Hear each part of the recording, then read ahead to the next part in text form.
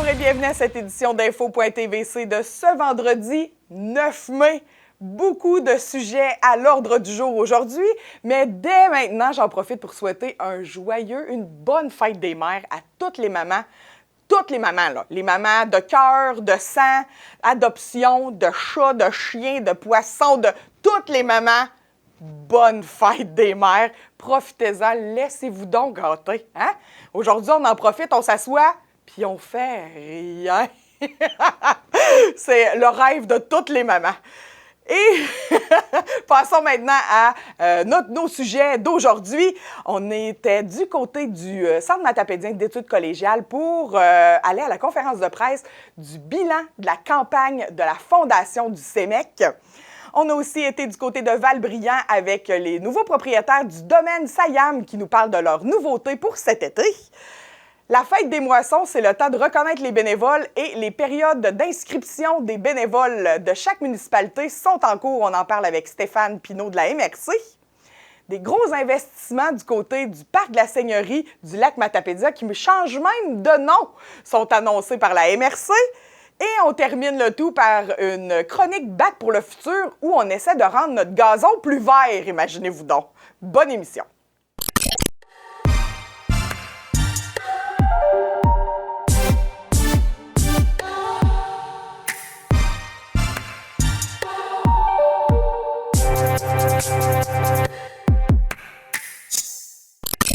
La MRC nous a invités plus tôt cette semaine à assister à une conférence de presse. Un investissement de plus d'1 million de dollars sera fait dans les 3 prochaines années au parc de la Seigneurie du lac Matapédia, qui change de nom aussi. On vous laisse écouter le topo pour découvrir tout à ce sujet.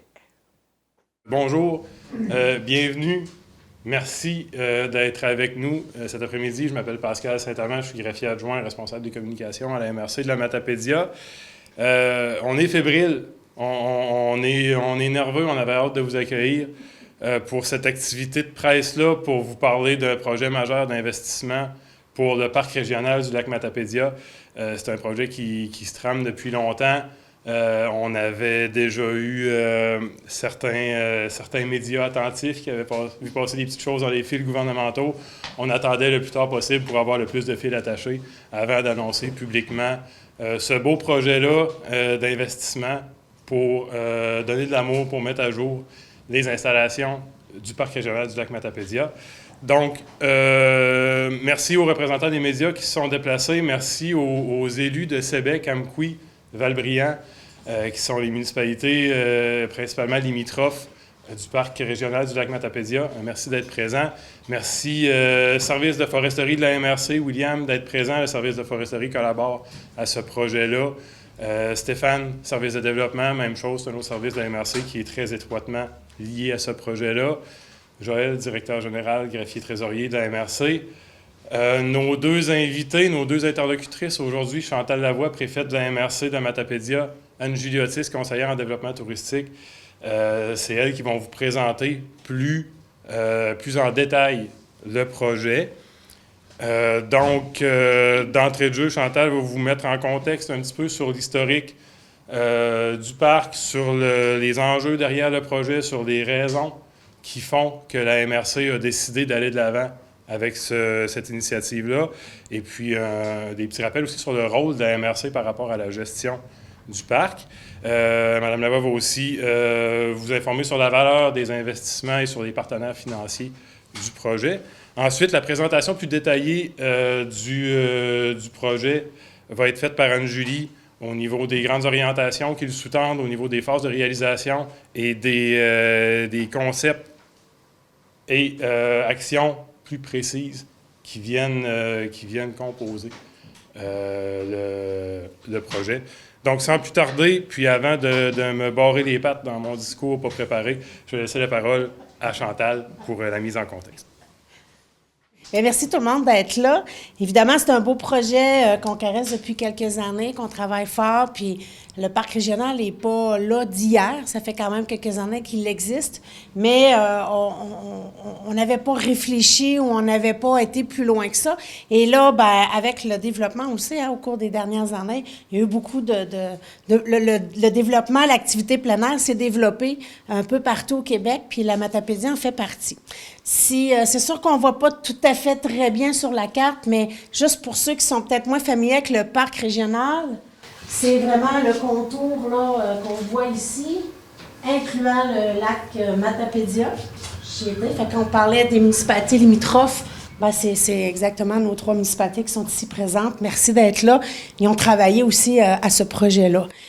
Évidemment, je pense que le parc régional du lac Matapédia, il a quand même une notoriété dans la Matapédia, mais aussi, il commence de plus en plus au sein de l'activité touristique. Donc, je pense que c'était important. Cette annonce-là vient vraiment, comment on dit ça, pérenniser la suite des choses. Donc, c'est vraiment intéressant. Fait que là, si j'oublie d'avancer, vous me le direz, parce que souvent... Fait que si on fait un petit peu l'échelle du temps pour se situer un peu qu'est-ce que c'est le parc régional, en 1991, il y a eu vraiment des aménagements qui ont été faits sur place. C'était comme un peu le pré-parc. On installait des petites choses. On voit l'aménagement de sentiers pédestres, l'installation de la signalisation. Puis, il y a eu l'aménagement du secteur dépôt à Soucy. Donc, on l'a vu tantôt, c'est quand même une grande étendue sur le parc et sur une superficie quand même assez grande. Donc, on a travaillé ça un petit peu comme ça au départ. En 2003, c'est là vraiment qu'apparaît et on fonde vraiment là, le parc régional. Donc, la MRC a fait l'exercice possible là, pour devenir la nomination officielle du parc régional. C'est là qu'on a développé aussi le secteur de la baie de Charley, la Pointe-Fine et aussi ce qu'on appelle le secteur de l'ancien chalet à Soucy. Donc, ça a tout été développé à ce moment-là. L'acquisition du statut du parc régional venait vraiment dans une vision de vouloir de prendre une place importante au niveau justement des services et de l'accès à ce territoire-là, qui est un territoire public. Donc, la MRC en fait la gestion. Il y a un plan d'ailleurs, qui est là, qui est pour justement le développement et tout ça. Évidemment, au départ, c'était des petits objets, des petits équipements qui étaient mis en place. Il n'y a pas eu de gros investissements comme tels, mais ça venait quand même créer une certaine dynamique sur le territoire. On voit d'ailleurs sur les 3 secteurs que je nommais un peu plus tôt, il y a des stationnements, il y a des accès aux berges aussi, puis il y a des cartes qui sont affichées pour les sentiers. Fait que ça, il y avait quand même une certaine animation, certains équipements qui étaient en place, qui sont là, et qui ont été un petit peu entretenus au fil des années aussi. On voit qu'en 2014, là, on fait un petit peu de bonification des sites. C'est là qu'on a mis des panneaux d'interprétation, on a fait de la mise à niveau de l'infrastructure, des passerelles, des belvédères, des sentiers, et on a ajouté aussi des infrastructures écologiques, là, des toilettes écologiques, pas partout, mais autour, plus des équipements, là, la Pointe-Fine, entre autres, là, qui a ces équipements-là. Donc, on continue dans le temps, et c'est là qu'en 2024, plus précisément, autour de ça, qu'on commence à dire, là, il faut investir, il faut essayer de trouver... on a un potentiel qui est là, il faut le développer, il faut aller plus loin que ça. C'est là qu'on a fait un portrait de la situation, puis toutes les réalisations qui avaient été faites, là, un peu l'historique de tout ça. On a fait un portrait des enjeux, énoncé de vision. Vraiment, là, on a fait toute cette étude-là, schéma conceptuel, orientation stratégique, besoins, objectifs. Donc, le projet a pris forme. On s'est fait accompagner dans ce projet-là par la coopérative Picbois, on le voyait sur la diapo d'entrée. Donc, ils sont spécialisés dans ces genres de projets-là, fait qu'ils nous ont accompagnés dans tout ça. Évidemment, là, on voulait aussi, tant qu'à travailler sur ce projet-là, on voulait aussi offrir quelque chose qui va attirer le touriste, qui va faire que les gens, même à la limite, on pourrait dire, notre souhait le plus cher, c'est que le parc régional devienne une destination pour plusieurs personnes. Les Matapédiens ont quand même une bonne connexion avec ce site-là, mais l'ensemble de la population, on sait que le plein air est en développement, puis on veut être attractif à ce niveau-là aussi. Et évidemment, pour devenir cette destination-là, il faut aussi revoir nos équipements et pour qu'ils répondent aux besoins et aux enjeux du territoire, ou de la demande plutôt. Donc, c'est là qu'on a fait notre vision actualisée, ce qu'on voulait. Le but vraiment, c'est d'offrir un terrain de jeu en pleine nature pour initier et se perfectionner aux activités de plein air. Vous allez voir un peu la forme plus précise avec Anne-Julie qui va vous parler plus précisément. Mais nous, les enjeux qu'on voulait vraiment, c'était de travailler sur l'identité du parc. Parce que, bon, le parc, il existe, mais il n'y avait comme pas d'identité propre à lui. Chacun y amenait un peu, il voyait un peu sa façon de l'aborder. Mais nous, on voulait qu'il y ait quelque chose, un concept autour de ça. Le manque d'harmonisation, la signalisation, il n'y a rien qui est harmonieux là-dedans. Les sites aussi, si on regarde juste pour se rendre au site, quand tu ne sais pas c'est où, ça peut être trompeur. Fait qu'on voulait travailler là-dessus. La sécurité, un incontournable, hein, quand on va en quelque part, on veut que ce soit sécuritaire. Et évidemment, bien, conserver tout l'accès libre au territoire. Fait que ça, c'était important. Ce qu'on voulait aussi, là, quand je dis on, c'est évidemment le conseil, les élus de la Matapédia et les gens qui ont travaillé au projet. On voulait un projet qui soit réaliste, réalisable, autant au niveau financier que dans les paramètres de temps aussi. Fait que ce qu'on voulait finalement, c'est mettre une base solide pour que éventuellement, au fil des années qui vont venir après, on puisse avoir une base solide pour développer davantage. Puis, qui sait qu'est-ce que ça va devenir. On espère que ça sera à la hauteur des besoins, des attentes, puis de nos désirs de développement aussi. Donc, les facteurs de motivation, qu'est-ce qu'on voulait derrière tout ce projet-là? Bien, c'est un joyau, le lac, c'est un joyau, on le nomme souvent. C'est un des attraits de la Matapédia, quand on parle de la Matapédia. Bonjour. C'est important, c'est un produit d'appel. Nous, on veut vraiment qu'il devienne encore un produit d'appel encore plus important et aussi qu'il devienne attractif. Donc, au fil des années, le tourisme dans la Matapédia, on a été longtemps pas une destination, mais un lieu de passage. Et nous, ce qu'on travaille depuis plusieurs années, Anne-Julie, elle travaille très, très fort là-dessus avec son équipe, c'est de faire que la Matapédia devienne une destination, puis on puisse accueillir les gens sur quelques jours. Donc, la MRC, on le disait tantôt, c'est le gestionnaire du parc régional. Fait que ce qu'on veut, c'est mieux accueillir, retenir aussi les gens qui viennent. Et pour faire ça, ça nous prend des infrastructures harmonieuses, de qualité, sécuritaire et qui offrent l'accès à la nature. Et évidemment, c'est ça l'intérêt de ce créneau-là. On sait que de plus en plus aussi, les gens, les familles sont un petit peu plus nombreuses, puis qu'on veut faire des activités en famille qui ne sont pas trop dispendieuses aussi. Fait qu'on essaie de répondre à toutes ces choses-là. Avant de trop en dire, parce que je ne veux pas voler les éléments à Anne-Julie, les investissements, évidemment, je pense que c'est important de dire merci à nos partenaires. On voit que c'est quand même un projet d'un peu plus d'1 million de dollars au global. On a quand même un investissement à la MRC. Si vous voyez, nos partenaires financiers viennent à 80% du coût de projet. Ce n'est pas rien. Donc, évidemment, on voit là, le ministère du Tourisme par différents créneaux, là, l'Association des parcs régionaux du Québec, au niveau du plan montagne aussi, Tourisme Gaspésie qui est là. On a aussi le ministère des Affaires municipales par le Fonds Région et Ruralité, puis on a d'autres sommes aussi, d'autres financements qu'on a réussi à aller chercher. Fait que tout ça pour dire, pour la MRC, dans le fond, c'est un investissement de 209 695 $ sur le 1 million. On est très, très heureux de pouvoir faire ce projet-là parce que je pense que le moment est bien choisi. On a commencé à réfléchir au bon moment aussi pour être capable d'offrir quelque chose parce que Anne-Julie va aller plus loin. Vous allez voir, c'est bientôt le début des travaux. Fait que on va même pouvoir en profiter cet été. Fait que là, j'arrête là parce que Anne-Julie, je veux rien te voler. Viens à ma chère et je te laisse présenter plus en détail. Merci. Merci Chantal, c'était une belle introduction. Ça fait vraiment le tour un peu de l'historique, d'où est-ce qu'on est parti, vers où on s'en va. Puis c'est ça, je rappelle aussi avec ce que Chantal a mentionné, qu'on a des enjeux, on veut que ce soit réaliste, réalisable, on veut donner la place à la nature avant tout et au plus de gens possible. Donc c'est un petit peu vers là où on s'en va. Donc je vais vous présenter les investissements, les phases de projet. C'est un petit peu comme dirait mon prédécesseur, je me suis mis à dire ça ce matin. Monsieur Gilles Bouliane, là, qui a été comme fondateur du parc, c'est lui qui avait le dossier en main avant son départ à la retraite. Il faut faire le ménage pour accueillir la visite. Donc, c'est vraiment ça où on est là. Les premières phases, c'est de la mise en place de projets, de l'harmonisation pour ensuite être en mesure d'aller à un développement plus grand. Donc, voilà. Donc, on a on a 2 phases de projet, mais qui se déclinent en des grands morceaux. Donc, premier chantier d'importance, c'est au niveau de l'image de marque. Donc, on n'en avait pas. C'était un petit peu confondu avec la MRC. On avait des panneaux privés, on avait beaucoup d'ajouts. Puis là, on se disait, bien, ça nous prend un lien fort pour que les visiteurs et les usagers comprennent il est où le début et la fin du parc régional du lac Matapédia.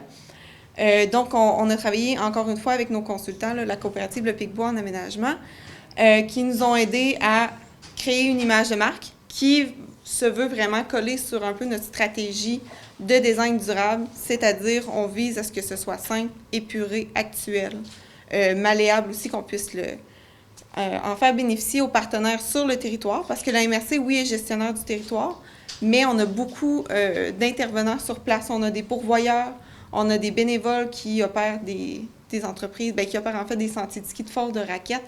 Donc, c'est pas la MRC qui opère ces produits-là, mais nous, on offre le territoire. Donc, ce qu'on veut, c'est de leur offrir du visuel aussi de qualité pour permettre qu'ils se rattachent à la marque du parc régional, puis pouvoir aussi les faire voir là, au niveau provincial. Donc, on a choisi, c'est ça, le nom parc régional du lac Matapédia. On l'a raccourci stratégiquement pour faciliter les communications, faciliter l'aspect mémorable dans les yeux du visiteur. Ensuite, ça, c'est déjà un chantier qui est commencé, en fait. Donc, on a aussi le chantier signalétique, tout ce qui concerne la signalisation routière, tout ce qui concerne les bandes kilométriques en sentier et aussi nos cartes, donc, vont être harmonisées. On est en train de les développer, justement, avec la coopérative Le Picbois. Donc, on a des niveaux. Donc, toute la route Soucy, là où le parc est traversé, on va avoir une ligne de signalétique qui répond aux besoins. Super simple, mais en fait, qui dirige nos visiteurs. Parce qu'il y avait un enjeu où les visiteurs, les gens qui ne connaissent pas beaucoup le parc, étaient anxieux de se trouver dans le parc, puis disaient, bien, c'est super grand. Quand est-ce qu'on arrive? On ne sait pas trop. Est-ce qu'on est encore dans le parc? Est-ce qu'on est juste sur des chemins forestiers? Donc, ça va vraiment être une ligne là, complète qui va être développée. Ensuite, un autre travail qu'on veut faire aussi dans l'ensemble du parc, c'est harmoniser notre mobilier urbain. Donc, avoir du mobilier qui va passer du rustique. On avait vraiment, ce qui était là à l'époque, c'était du rustique qu'on faisait nous-mêmes. On va y aller maintenant avec du mobilier qui est plus épuré, intemporel, avec des matériaux durables qui sont faits de manière professionnelle. Donc, ça, c'est des exemples de ce qu'on va mettre. On va mettre des bancs, des chaises longues, des tables à pique-nique. On va aussi penser à du mobilier accessible en vue de développer éventuellement des produits qui sont accessibles à mobilité réduite aussi. Donc, on prépare la table. On va aussi ajouter des compteurs d'usagers. Donc, le parc est en accès libre public. Donc, il y a 2 entrées, même 3 du côté de Saint-Vianney aussi. Les gens peuvent y accéder n'importe quand. Il n'y a pas de poste de payage. Il n'y en aura jamais non plus. C'est pas vers là où on s'en va. Donc, on avait un enjeu de comprendre combien de gens sont sur le territoire. Donc, on va ajouter des compteurs d'usagers dans chacun de nos sentiers pédestres. On va en avoir aussi dans notre secteur d'accueil pour nous permettre d'analyser combien de gens sont là réellement. Et on a quand même des données des gens qui nous donnent sur leur provenance. Donc, on va être en mesure de croiser nos données pour avoir un meilleur portrait de nos usagers pour, après ça, être en mesure de développer pour eux, justement. Je ne vais pas trop vite. Je connais le projet du bout des doigts, là, fait que si jamais vous avez des questions, n'hésitez pas tout à l'heure. Donc, et les autres phases qui sont un petit peu plus imposantes, on a le secteur d'accueil à développer. Donc, présentement, le parc régional n'a pas de secteur d'accueil officiel. On a 4 postes d'accueil, dans le fond, 4 secteurs de randonnée qui sont quand même bien entrés dans le parc. Donc, il faut le savoir pour s'y rendre. Donc, on va développer un secteur d'accueil à l'entrée du parc sur la route Soucy qui va être accessible, libre service, et on vise que ce soit accessible 4 saisons, éventuellement. Pour le moment, on n'a pas de produits hivernaux que la MRC gère, mais il y a quand même des activités ski de fond, raquettes, motoneige. Donc, le secteur d'accueil, c'est un secteur stratégique où toutes ces activités-là vont se rencontrer, de même que la randonnée. Donc, ce secteur-là, il va avoir un nouveau stationnement, un pavillon. On a une inspiration ici, là. On regarde pour travailler des devis là-dessus. On va avoir des toilettes écologiques accessibles, table de pique-nique et bancs aussi accessibles, avec les cartes générales du parc, qui va avoir tous les secteurs, les informations sur la sécurité et tout. Donc ça, c'est un secteur qu'on va développer. Ensuite, cet été, on va avoir déjà une création d'aires de jeu. En fait, ça, on a eu une opportunité de développer des aires de jeu, de les mettre aux normes aussi, pour les tout-petits. Donc, dans nos secteurs d'initiation au plein air, qui sont Baie-Charlie et Pointe-Fine, on va développer des aires de jeu très minimalistes, mais qui vont permettre aux tout-petits d'y trouver le compte, d'apprendre à grimper, courir, se tenir en équilibre. Donc, qui vont acquérir des aptitudes qu'on espère qu'ils vont utiliser par la suite là, pour venir dans le parc. Puis on se dit, si les jeunes familles viennent déjà dans le parc, ils risquent de revenir pour essayer la randonnée, justement. Donc, on va en développer 2. Puis, finalement, un autre point important, la MRC n'avait pas... donc, on n'avait pas, nous, d'infrastructure ni de matériel d'entretien proprement à nous sur le territoire. Donc, on va, dans le secteur d'accueil, avoir un bâtiment d'entretien là, pour permettre à nos préposés d'être directement sur le terrain, d'être capable de réparer nos infrastructures, puis de s'y rendre rapidement aussi. Là, donc, ça fait partie du projet. Voici un peu l'échéancier de réalisation. Donc, c'est ça, on a des chantiers qui sont déjà commencés. Images de marque, plans et devis pour la signalisation. Ça, c'est déjà entamé, ça va se terminer au mois de mai.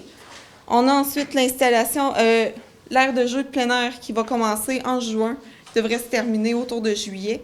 Donc, les 2 aires de jeu, Baie-Charlie et Pointe-Fine, devraient être prêts pour cet été. On va avoir l'installation de la signalétique qui devrait être au courant d'été aussi. 2025, peut-être se terminer en 2026, à voir. On a l'aménagement du mobilier urbain qui va débuter juillet 25, qui peut s'étendre jusqu'en 26. Et le développement des secteurs d'accueil et d'entretien, ça va être 26-27. Donc, on y va en étapes comme ça pour une réalisation complète, là, 2027. On a très hâte de vraiment débuter les travaux sur le terrain. Puis on a encore plus hâte que tout ça soit réalisé, d'accueillir les visiteurs, d'accueillir les usagers sur place au Parc régional du lac Matapédia, renouvelé, mis à jour. Donc, merci beaucoup. La télévision communautaire autonome parle des enjeux locaux, donne une voix aux citoyens et citoyennes en plus de faire rayonner les talents d'ici. Accessible à tous, elle appartient à la communauté et donc à vous. J'ose ma télé communautaire, mon média de proximité. Nous étions du côté du Centre matapédien d'études collégiales pour une conférence de presse nous annonçant le bilan de la campagne de financement 2025 de la Fondation du CEMEC. Donc, bonjour à tous. On est réunis à la cafétéria des étudiants au CEMEC pour annoncer, dans le fond, la conférence de presse pour le bilan de la campagne de financement 2025. Donc, sans plus tarder, je vais laisser la parole aux allocuteurs. Donc, Mme Annie-Lydia Agana, directrice du CEMEC, pour vous mentionner les résultats. Bonjour à tous et à toutes. Donc, c'est avec beaucoup de fierté que nous partageons aujourd'hui les résultats de la 22e campagne de financement de la Fondation du Centre matapédien d'études collégiales. Alors, en l'absence de notre président, M. Alexandre Michaud, nous avons l'honneur de prendre la parole en son nom pour vous dire un immense merci. Grâce à la générosité de notre communauté, nous avons non seulement atteint, mais surpassé notre objectif initial qui était de 40 000 $. Donc, nous avons amassé un total de 43 300 $. Cette réussite démontre à quel point la population matapédienne croit en l'éducation, en la jeunesse et en la mission de notre cégep. Ces fonds serviront à soutenir concrètement les étudiants du CEMEC, que ce soit pour des bourses, de l'aide d'urgence ou bien des projets éducatifs novateurs. Nous tenons à remercier chaleureusement nos présidents d'honneur ici présents qui ont su mobiliser leur réseau avec passion et engagement. Leur présence a été un moteur essentiel pour cette campagne. Enfin, merci tout spécial aussi à nos partenaires majeurs, la MRC de la Matapédia et Desjardins, dont l'appui constant permet à la Fondation d'avoir un réel impact. Ensemble, nous continuons de faire une différence. Merci de tout cœur. Bonjour à tous. En tant que président d'honneur de la 22e campagne de financement de la Fondation du CEMEC, nous sommes extrêmement fiers des résultats obtenus. On a ramassé 43 300, dépassant ainsi l'objectif de 40 000. Ce succès est le fruit d'un engagement collectif exceptionnel. À toutes les entreprises, organisations et personnes qui ont contribué, merci.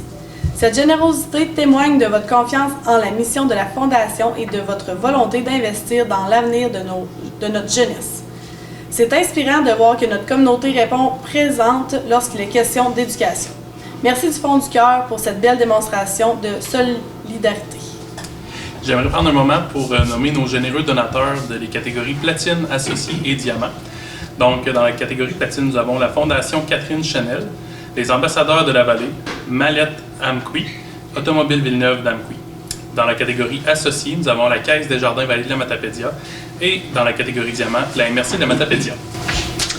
Bonjour, donc au niveau de la MRC de la Matapédia, toujours heureux de participer financièrement à cette campagne de financement au niveau de la Fondation du CEMEC. Donc un montant significatif qui a été donné cette année pour soutenir dans le fond la mission de la Fondation auprès de la clientèle étudiante du CEMEC. Donc longue vie à la Fondation et au CEMEC. Donc je laisse la parole à Greg Dion, partenaire associé Desjardins. Desjardins, ça fait quelques années qu'on est partenaire avec le CEMEC et la Fondation plus particulièrement. Je dois dire que vous avez tous mentionné qu'est-ce qu'il fallait dire. En fait, je prenais un moment pour remercier la Fondation pour l'impact que vous avez sur la vie d'étudiants, pour la persévérance scolaire et de contribuer étroitement à l'attractivité de notre région. Le cégep, c'est vraiment critique. Merci d'être là. Ça bouge du côté de Val-Brillant. On rencontre Marie-Pierre Danjou et Miguel Marcoux, les copropriétaires du domaine Sayam, qui nous annoncent plein de belles nouveautés, entre autres un nouveau restaurant dans la vallée. Donc, je suis avec Marie-Pierre Danjou, copropriétaire de DVM Construction et Projection Immobilière, et Miguel Marcoux, copropriétaire du magnifique projet Domaine Sayam. Vous allez bien? Oui! Ça va bien, toi? Oui, ça va très bien. Là, on est aux anciens chalets condos du lac Matapédia à Val-Brillant. C'est vous qui avez acquéri ça dans les derniers mois. Et là, il y a plein de beaux projets qui s'en viennent. Pouvez-vous nous expliquer un peu? Non, avant, on va commencer par le nom. Comment ça sort de où, ce domaine Sayam? Ça veut-tu dire quelque chose, ce mot-là, exactement? Ben, en fait, Sayam, ça veut dire aussi Sébec Amqui. Oh! Ce qu'on trouvait vraiment intéressant, c'est que, vu qu'on est au centre du lac Matapédia, on trouvait vraiment qu'il y avait vraiment une belle collision de ces deux mots-là. Ouais. Puis Sayam aussi vient du fait de la légende Sayam que peu de gens connaissent, puis que nous, on a reformulé un peu la légende pour la mettre aussi à notre image, puis pouvoir la rendre vivante aussi. Fait que Domaine Sayam, le site est vraiment vivant, puis on essaie de faire vivre la légende, dans le fond, avec tous nos clients qui viennent passer du temps au Domaine Sayam. Wow, très intéressant. Une légende qui est mystérieuse, c'est qu'on l'a fait découvrir au fur et à mesure dans le projet. Ah, ben là, ça pique la curiosité, va falloir revenir. Donc, qu'est-ce que vous offrez comme type de service au domaine Sayam?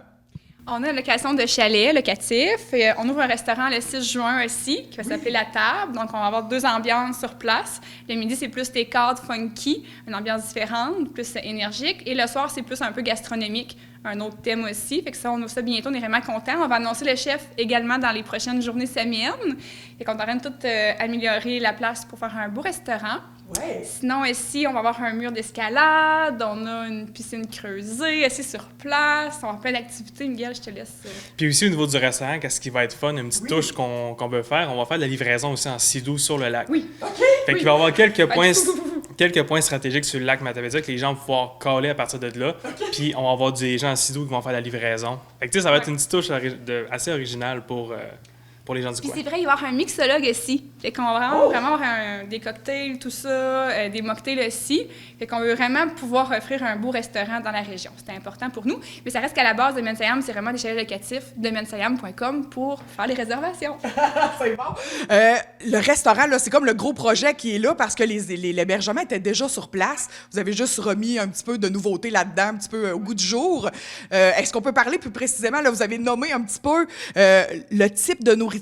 Tu t'as dit bistrot le midi, le soir plus fancy. Est-ce que c'est parce que vous aviez ciblé un besoin qu'il n'y avait pas dans la Matapédia, une offre qu'il n'y avait pas?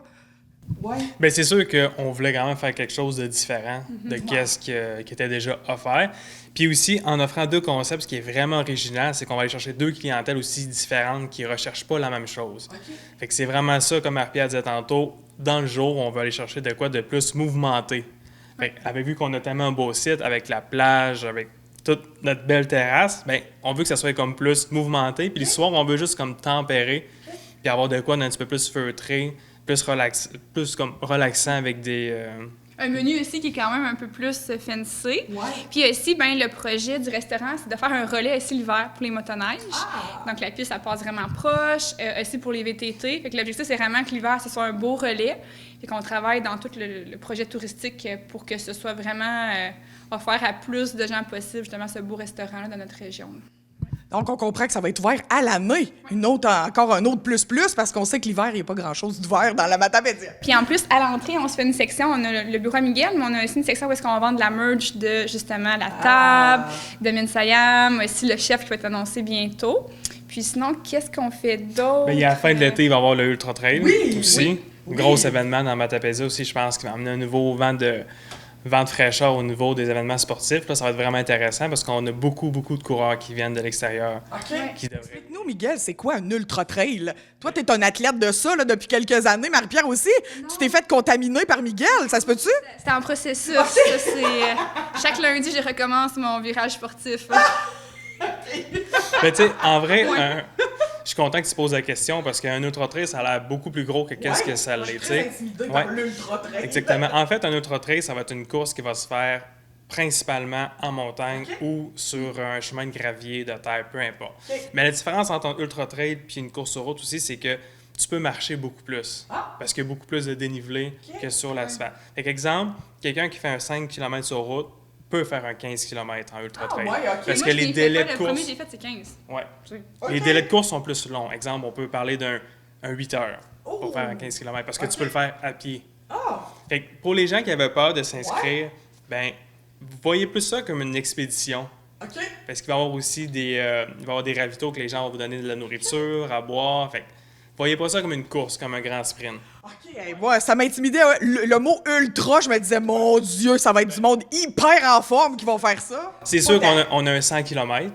Ça fait que c'est pas accessible à tous, mais tu sais, si c'est au niveau, exemple, un 15 à 25, c'est un beau défi pour vraiment beaucoup de gens. C'est accessible. Très intéressant. Est-ce qu'il y a d'autres... Là, on veut des primeurs, nous autres, là. Là, on a un premier mariage cet été. Donc, le site de Minsayam, c'est vraiment justement en nature, sur le bord du lac, des belles installations, le restaurant qui va faire aussi du traiteur. Donc, oui, les mariages, ils peuvent louer au complet ou une partie du site. Fait qu'il y a ça de plus aussi dans la région. Le mur d'escalade qui va vraiment être cool. Donc, on aime ça, tout le côté sportif, de plus en plus. Fait qu'on veut aussi faire des clins d'œil à tout ce qui est sportif, autant ultra-trail, mur d'escalade. C'est pas mal ça. Piscine creusée aussi, qui était faite aux clients. C'est super génial. Puis en haut, on a plusieurs chambres. Puis on va virer ça finalement en un beau grand logement jusqu'à 14 personnes. Fait que souvent, tu sais, nous, on offre du 2, 3, 4, 5, 6 personnes. On va avoir comme un hébergement de plus pour offrir vraiment pour des familles ou des rassemblements ou peu importe. Là. Oui, c'est ça exactement. Fait que jusqu'à 14 personnes. C'est pas encore fait, mais dans les prochains mois, on va mettre ça en ligne. Et aussi, on a des super plateformes de camping sauvage qu'on est en train qu'on a fini de gérer avec l'environnement et tout, là. Fait que ça, c'est bon. Donc, il va y avoir, pour commencer, 3 plateformes de camping sauvage vraiment axées sur le lac, un petit chemin privé avec un petit truc de foyer, tout ça. C'est vraiment les gens arrivent autonomes avec leur tente.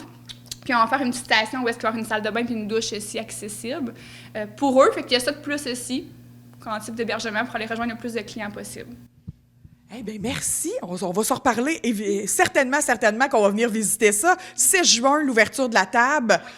Déjà, on peut réserver. L'Ultra-Trail en août, on va se reparler de ça certainement. Je vous souhaite bon succès. Merci. Bravo, c'est un très beau projet, très beau. Ça va mettre la Matapédia sur la map à un autre niveau, je pense.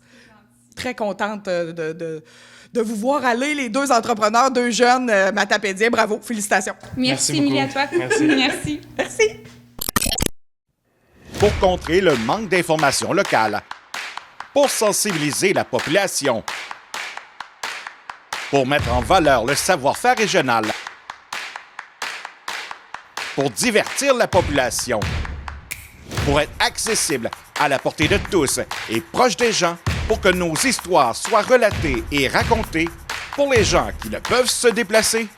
Au Bas-Saint-Laurent et en Gaspésie, vos 8 télévisions locales existent pour vous.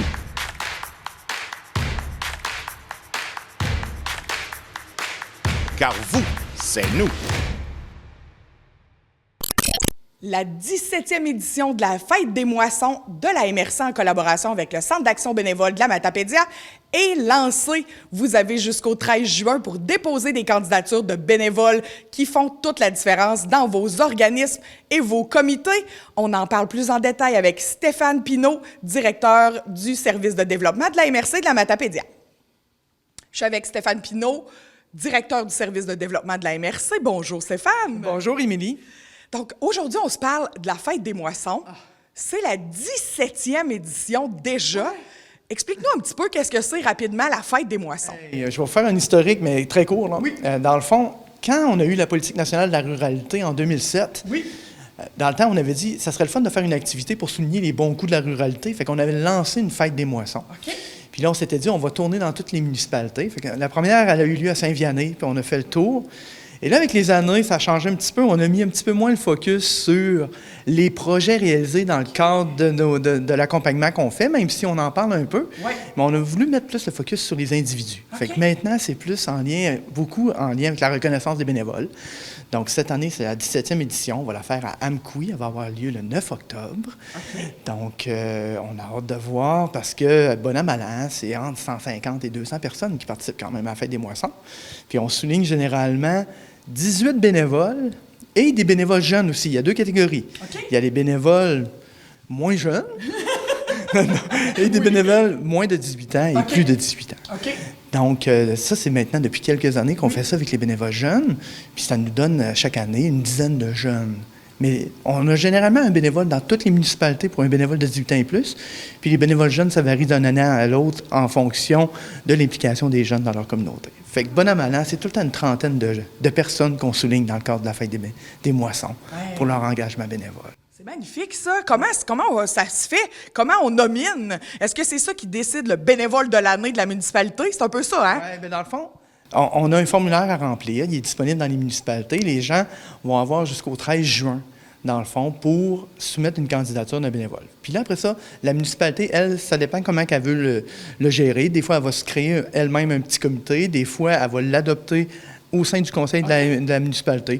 Fait que, dans le fond, on invite les gens à soumettre des candidatures. Puis là, à ce moment-là, la municipalité va recevoir ça, puis elle va nommer son bénévole. Fait que c'est sûr que des fois, il y a des gens qui disent « Ça fait des années que je dépose ma candidature. » Mais tu sais, l'idée, c'est pas de trouver le meilleur bénévole. C'est pas ça du tout. L'idée, là, c'est de souligner la contribution d'un bénévole qui a, au cours de la dernière année, il y a eu un petit quelque chose qui a fait en sorte qu'on tient à le souligner. Fait que c'est beaucoup de... C'est très festif. Puis l'important, c'est de vouloir tendre la main vers ces gens-là qui donnent donc bien pour leur communauté, puis c'est donc bien important. Qui peut nominer quelqu'un? Est-ce que moi-même, je peux me nominer? C'est-tu l'organisme à qui je donne du temps qui me nomine? La municipalité? Comment ça fonctionne? Ça peut être des gens, ça peut être des comités qui décident de nommer des gens. Fait que dans le fond, une personne, le comité a juste à remplir le formulaire de candidature qui est disponible à la municipalité. Puis là, à ce moment-là, après ça, il y a une sélection qui est faite à l'intérieur de ça pour dire... Parce que on ne peut pas non plus nommer un bénévole qui a déjà été nommé. Fait que là, ça se peut des fois que les gens ne se rappellent pas, hein, que ça fait 8-9 ans, mettons, qu'il a été nommé le bénévole. Puis que là, on dit, ben là, normalement, on ne peut pas ressouligner un même bénévole. Okay. Fait que c'est comme ça que ça fonctionne actuellement. Est-ce qu'un bénévole jeune qui a 18 ans, 19 ans, peut devenir le bénévole moins jeune? C'est une très bonne question. Je suis pas sûr qu'on l'a eu encore, mais peut-être que ça pourrait très bien arriver, effectivement. Mais tu sais, c'est émotif, là. En tout cas, moi, mon cœur fond là, de voir le petit jeune de 10 ans là, qui s'approche parce que lui, il donne comme 50, 100 heures à sa communauté pour des causes qui lui tiennent à cœur. C'est vraiment beau à voir. Là. C'est vraiment un moment là, qui est très doux pour les personnes aussi qui le reçoivent. Parce que c'est des gens, des fois, qui ne le demandent pas là, d'être soulignés. Ils le donnent, puis même des fois, on appelle des gens, puis c'est « Ah, ben là, je ne suis pas très à l'aise d'aller recevoir ça. » Puis ils ont des craintes, mais tu sais, les gens n'ont pas à prendre la parole non plus. On fait juste un petit texte pour souligner, parce que dans le formulaire, on demande un peu de décrire un petit peu les implications.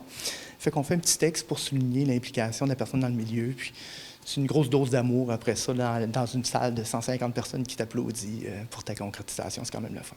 Mais donc, on a jusqu'à quelle date pour déposer des candidatures? 13 juin. Les en tant que tel, à la municipalité, disponibles dans vos municipalités. Fait que n'hésitez pas. Puis si vous avez des questions aussi, vous pouvez communiquer avec les conseillères en développement local et territorial à la MRC, là, selon votre secteur, là, que ce soit Michel, Jessie ou Pascal. Parfait. Donc, n'hésitez pas à communiquer avec elles. Elles vont vous donner de l'information, vont vous accompagner là-dedans. Bien, merci beaucoup, Stéphane. On souhaite des milliers de candidatures sur 17 000 de population, au moins 1 000 candidatures, tu sais. Ça va demander 2-3 tours, tu sais, des élections.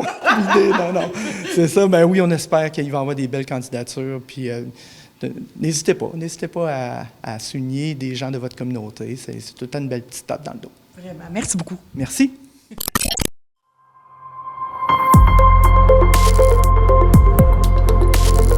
Pour connaître ce qui se passe chez vous, dans la vallée de la Matapédia, TVC Matapédia, on s'y retrouve partout.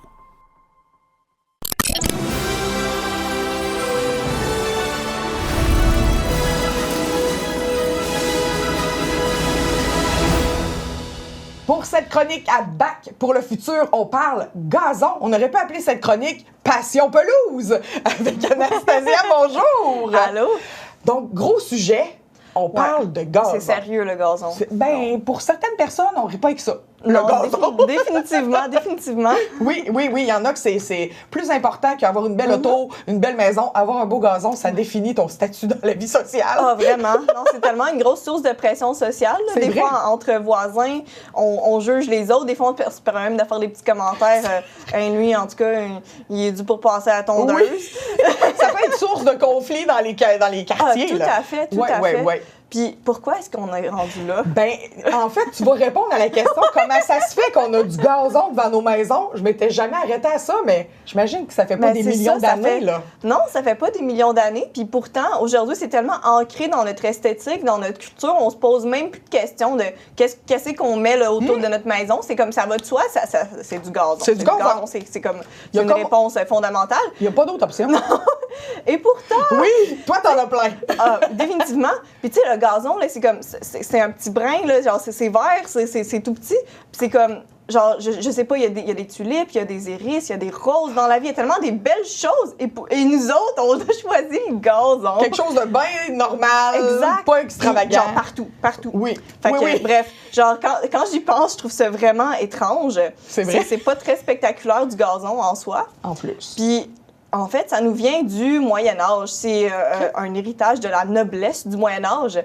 C'était des aristocrates qui, à un moment donné, faisaient une petite sortie en calèche. Puis là, ils se sont promenés dans les prés. Puis dans les prés, ben, il y avait des animaux d'élevage, genre des moutons, des vaches, des chèvres. Puis eux autres, ils avaient brouté toutes les graminées. Fait que ça faisait, ça faisait comme une petite pelouse, là. Puis là, les aristocrates se sont dit « Ah! C'est pas fou, ça! On devrait avoir ça autour de nos châteaux. Voilà. Comme ça, on va voir nos ennemis arriver de loin. » Eux autres, c'était ça leur objectif. On est loin de ça aujourd'hui. C'est ça, tu sais, nous autres, on n'en a pas d'ennemis à regarder arriver de loin. Tout ce qu'on voit arriver de loin, c'est la grosse bédaine de notre voisin. Puis, ou une moufette. Ou une moufette, c'est ça. C'est comme... Puis en plus, on met des clôtures partout pour justement pas voir. Fait que c'est spécial. Puis aujourd'hui, c'est un signe d'aisance, de réussite. C'est même le symbole du rêve américain. C'est vrai. Puis il y a beaucoup de gens là, qui vont passer tout leur week-end là, à entretenir leur pelouse à la sueur de leur front. Ils vont arroser ça en masse. Ils vont passer la tondeuse. Ils vont même arracher chacun des pissenlits qu'ils voient. Oui. Fait que c'est vraiment spécial. En effet, c'est une obsession bizarre. Effectivement. Puis, tu sais, c'est comme pas une pratique très verte, malgré la couleur du gazon. Oui, moi, je m'attendais à ce que tu me dises, c'est hyper écologique de tondre sa pelouse. Non, je m'attendais pas à ça. Mais reste que on s'attend pas à se faire dire que c'est pas si écologique que ça. Là. Non, c'est ça. Ouais. On y pense pas, mais c'est super polluant parce que dans le fond, on utilise des pesticides, des fertilisants, des herbicides. On va arroser de manière excessive. On va utiliser une tondeuse qui contient de l'essence. On va encourager la monoculture. On va appauvrir nos sols. Bref, il y a plein de mauvais côtés au gazon. Fait que si on se permet de les décortiquer là, rapidement, un à la fois, les pesticides, ben ben ça tue absolument tout ce qu'il y a autour. Fait que ça tue, mettons, les insectes qui sont full bénéfiques, comme les vers de terre là, qui sont là pour aérer le sol, ou les coccinelles qui peuvent manger jusqu'à 100 pucerons par jour puis qui nous débarrassent de ces insectes-là plus nuisibles. Ben les pesticides, ça tue tout ça. Fait que ça fait que tout ce que les insectes faisaient déjà pour nous de base, nous autres, ça se ramasse à être notre problème parce que maintenant, on doit nous-mêmes aérer notre sol, on doit nous-mêmes essayer de se débarrasser de tous les pucerons. Puis on rajoute d'autres produits par-dessus. Fait qu'on rajoute d'autres produits par-dessus. Puis tu sais, après ça, on arrose. Oui. Puis là, tous ces produits-là, ils se font lessiver dans les cours d'eau. Ils viennent contaminer nos cours d'eau, nos nappes phréatiques, notre environnement. On a des problèmes d'amphibiens qui sont en déclin maintenant, de poissons qui sont affectés par ça, d'animaux, de mammifères. Bref, les oiseaux aussi. Tu sais, les DDT, là, les fameux DDT qui sont à l'origine du déclin des oiseaux parce que leurs coquilles tenaient plus. Ben c'est les pesticides qui faisaient ça. Fait que c'est vraiment pas génial. Faut juste se lever la tête un peu puis voir ce que ça fait comme impact. Exactement. Faut arrêter ça. Tout à fait. Puis les herbicides, tu sais, même chose. On essaie de tuer toutes les autres plantes autour, mais les autres plantes, finalement, c'est eux qui viennent ramener les engrais, qui viennent, mettons, fixer l'azote pour rendre l'azote disponible aux autres plantes autour. Fait que là, en faisant ça, on n'aurait pas eu besoin d'utiliser des fertilisants puis rajouter de l'engrais si on n'enlevait pas tout ce qu'il y a autour. Puis bon, ensuite, les fertilisants eux-mêmes, souvent, c'est beaucoup trop riche pour la terre. Qu'est-ce qu'on met comme fertilisant? Fait que ça se ramasse à venir faire des problèmes d'eutrophisation dans nos lacs. C'est pour ça que nos lacs, ils deviennent genre verdâtres. Ouais, c'est ça, des algues. Fait que c'est pas bon non plus. Visiblement, il n'y a rien de bon à date à entretenir son gazon. À date, pas tant. Non. La tondeuse, elle consomme de l'essence. Fait que c'est du gaz qu'on émet. Ensuite, l'arrosage, on arrose 2 fois plus l'été que dans les autres saisons. Puis ça gaspille tellement d'eau. C'est la plus grosse source de gaspillage d'eau au Québec. Le débit de, mettons, un boyau d'arrosage à l'heure, c'est 1000 à 2000 litres d'eau qu'on perd comme ça. C'est mince, ça. Ah, c'est fou. C'est prendre sa douche une journée de temps, là. Ben oui, ça, un bain, ça consomme 75 à 200 litres d'eau. Ah, quand même! Une laveuse, c'est 80 à 140, mais là, on est à 2000. 2000 par heure. Par heure? Il y en a qui laissent ça toute une journée, là, c'est ça. Puis, ils n'arrosent pas nécessairement aux bonnes périodes de la journée. Puis ça, je vais donner des trucs par après. Là, pour on vous dit que vous êtes mal, mais après, ça. on a des solutions. Exactement. Le but, c'est pas juste de vous laisser toutes désespérées et tristes par rapport à ça. Fait que c'est ça. Puis en plus, c'est une monoculture, le gazon. C'est une seule espèce. Fait que ça vient vraiment appauvrir nos sols. Ça fait que c'est plus sec. Puis on a besoin de plus arroser. Fait qu'en gros, on perpétue des problèmes. C'est comme un cercle vicieux. Oui, en effet, là, je me rends compte de ça. Fait que, bref, ça nous a fait prendre bien des mauvais virages là, sur le plan environnemental, le fait de vouloir avoir des pelouses tout partout. Mais il y a des solutions. Oui. On va commencer par la tondeuse, OK? Oui. Une chose à la fois. Là. Oui. Il faut pas tondre notre gazon trop court parce que c'est ça qui crée des problèmes de sécheresse dans notre gazon. C'est ça qui fait aussi que on n'a pas vraiment d'humidité au sol. Puis que ça empêche aussi le bon développement des racines parce qu'il n'y a plus assez d'ombre. Fait que notre gazon, il est tout... des fois, il brûle presque. Oui, exact. Fait que ce qu'on recommande, là, c'est 8 cm ou 3 pouces là, de longueur de gazon. Okay. C'est ce qui est optimal pour vraiment permettre de garder l'humidité bien dans le sol. C'est ça, ouais. Puis de retenir... c'est ça, retenir l'eau mieux pour qu'on arrose moins finalement. Puis ça permet un meilleur développement des racines, fait que ça permet une pelouse vraiment plus forte. Puis qui laisse moins rentrer d'herbes qu'on veut pas, genre d'autres plantes. Tu sais, les plantes, les pissenlits, là. C'est parce qu'il y a de la place qui pousse, en fait. Exactement, OK, je comprends. Ensuite, pratiquer l'herbicyclage. Puis à Amqui, c'est obligatoire d'ailleurs. Fait que vous n'avez pas le choix si vous êtes à Amqui. Y a-t-il juste à Amqui que c'est obligatoire? À date, oui. OK. C'est ça. Qu'est-ce que l'herbicyclage? Ah oui. Je sais pas c'est quoi.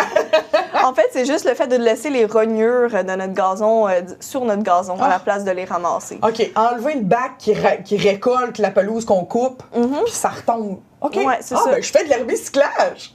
Ben, bravo! Ben, coudonc! Félicitations, c'est une très bonne pratique. Je vais me sentir moins mal tout d'un coup. Non, c'est vraiment super là, de faire ça parce que justement, ça permet d'avoir plus d'engrais dans le sol. Tu sais, finalement, à la place d'enlever le gazon qui a déjà accumulé des nutriments, puis de l'enlever de là, ben lui, il va se désintégrer puis il va venir renourrir les prochaines pousses. Fait que ça, c'est vraiment bien. Ça retient encore une fois l'humidité au sol. Ça fait moins d'arrosage, donc moins besoin de mettre de l'engrais. C'est moins de travail. Ça enlève le problème de sécheresse. Puis ça protège aussi le sol des maladies. Fait que, bref, c'est juste vraiment bien, puis c'est pas plus laid, puis en plus, ça sent bon. Ben oui, fait que... ça encombrera pas les écosites avec des... Parce que de tout à fait raison, on peut pas mettre notre gazon ni dans la poubelle, ni dans le bac de compost, ni dans le bac de récupération, évidemment. Fait que si tu veux vraiment ramasser ton gazon, il faut que tu ailles le porter à l'écosite. Puis qui a envie de perdre un bel après-midi de dimanche, genre quand tu pourrais aller manger une crème glacée dehors? Voilà. Pourquoi aller porter ton gazon? Laisse-le. Laisse-le. Relax.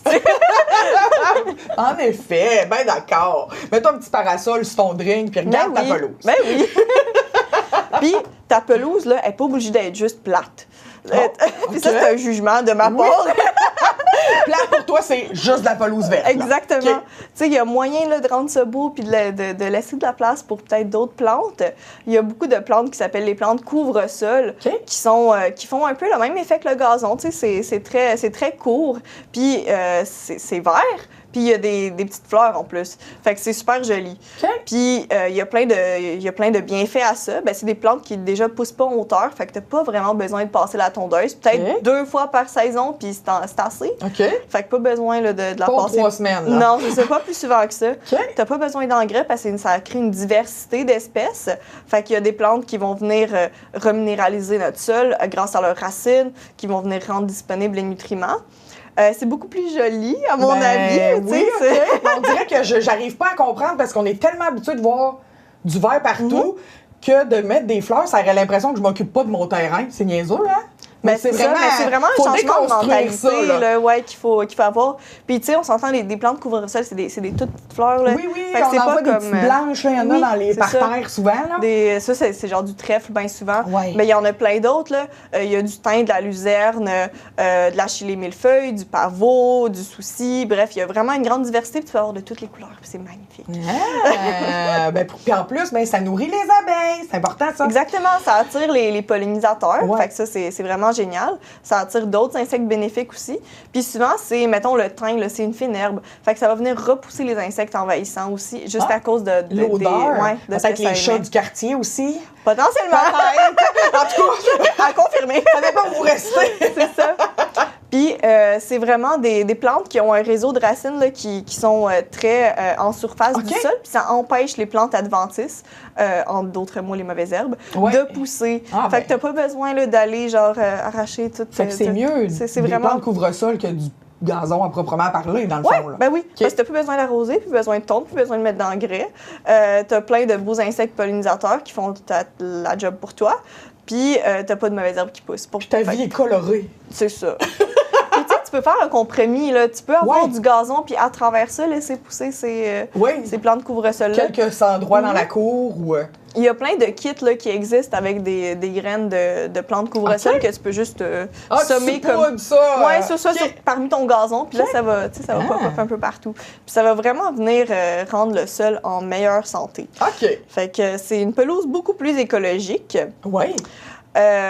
Puis l'autre chose dont je voulais parler, c'est l'arrosage. Oui, l'arrosage excessif. L'arrosage excessif, là, c'est pas bon. Non.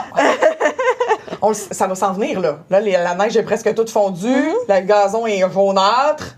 On va voir sortir les arroseurs automatiques puis des choses comme ça s'en vient, là. Exactement. On fait pas ça. Non, c'est vraiment pas.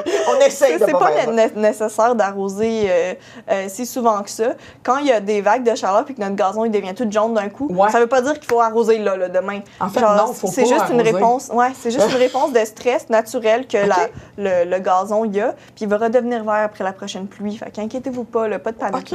C'est vraiment correct. Il faut vraiment éviter d'arroser quand il fait super chaud parce que la moitié de ce qu'on arrose va s'évaporer avant même de rentrer dans le sol. Ce qui fait que c'est juste un gaspillage d'eau concret. Là. C'est vrai, c'est juste ça. C'est ça.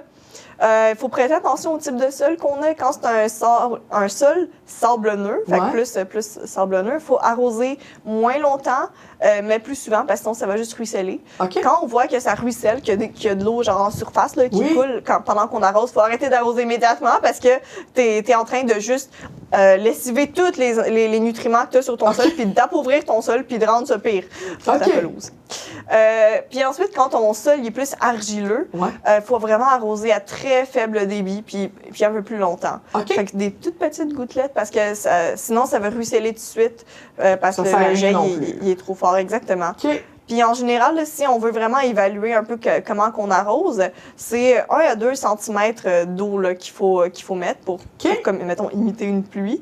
Fait que ce qu'on peut faire, c'est mettre une coupe de Tupperware sur notre jardin, genre vide. Puis quand tu vois que ton Tupperware est rempli genre de 1 à 2 cm, c'est le temps d'arrêter d'arroser. Fait que, ça peut nous donner une bonne idée. Un petit repère, Puis c'est bien d'arroser en début de journée, le matin, là, quand il n'y a pas trop un gros soleil, ou bien plus en fin de journée. Fait que c'est pas mal ça. Fait que, en résumé, on garde notre gazon à 8 cm, 3 pouces. On pratique l'herbicyclage, fait qu'on laisse nos rognures de gazon sur place. On réduit notre arrosage, ou on le fait de manière un peu plus intelligente. Puis, on diversifie les plantes sur notre jardin et on remplace, c'est ça, on ajoute des semences de couvre-sol sur notre gazon. Puis si on veut, on peut aussi planter des arbres. C'est le fun, les arbres. Si on peut, si c'est réglementaire sur votre terrain. Oui, c'est ça, il faut s'informer à notre municipalité, ça c'est important. Puis je viens de penser, récolter l'eau de pluie. Ben oui, absolument. C'est bien important. Là. Il y a des municipalités, en fait, qui donnent j'allais dire des bocals, mais des contenants pour recueillir l'eau de pluie. Des barils. Des barils, merci. Un bocal. Un bocal. Un gros bocal. Oui, c'est ça, avec un petit poisson dedans. Non, mais c'est ça, il y a des barils qui sont offerts gratuitement par vos municipalités. Il faut aller voir, là. OK, ben merci. Ça fait vraiment plaisir. Fait qu'on aura un gazon un peu plus long, plein de fleurs. C'est ça. Pensez à un bel été. On s'enlève notre idée. C'est ça, on n'est pas des aristocrates qui regardent arriver nos ennemis de loin. Là, on n'a plus besoin de faire ça. Voilà, mettez des fleurs dans votre vie. Exact. Bon été, Anastasia. Merci à toi aussi. Pour nous joindre, composez le 418-629-4503 ou écrivez-nous à journaliste@tvcmatapedia.com. Restez à l'affût de toutes nos activités en nous suivant sur Facebook. Vous pouvez également regarder nos émissions en vous abonnant à notre chaîne YouTube. Informatique Barest est responsable de l'entretien du matériel informatique de votre TVC. Informatique Barest, vente et réparation d'ordinateurs, services commerciaux et résidentiels. 418-629-INFO. C'est ce qui conclut notre émission de cette semaine. Merci beaucoup d'avoir été des nôtres. Comme je disais en entrée de jeu, c'est la fête des mères et égale à la TVC au méga bingo de la fête des mères. 2500 $ en prix à gagner. Vous avez encore le temps d'aller vous acheter vos cartes dans les différents points de vente. Vous les retrouverez sur notre site web tvcmatapedia.com. On se retrouve la semaine prochaine pour une autre émission d'actualité matapédienne.